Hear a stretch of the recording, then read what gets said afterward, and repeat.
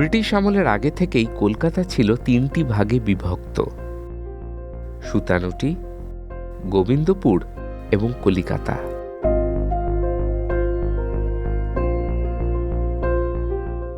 সুতানুটি অঞ্চলটি ছিল কলকাতার প্রাচীনতম এবং ঐতিহাসিক এলাকা, যা মূলত সুতানুটি ও অন্যান্য গ্রাম নিয়ে গড়ে উঠেছিল। সাহেবদের কাছে এটা ছিল ব্ল্যাক টাউন, কারণ এখানে নেটিভরা বাস করত।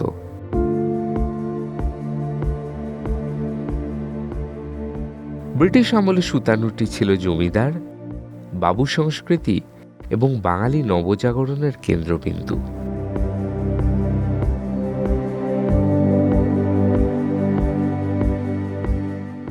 শ্যামবাজার, বাগবাজার, শোভাবাজারের মতো এলাকায় শতাব্দী প্রাচীন অট্টালিকা, সরু গলি এবং ঐতিহ্যবাহী দুর্গাপুজো আজও এই অঞ্চলের আভিজাত্য বহন করে চলেছে।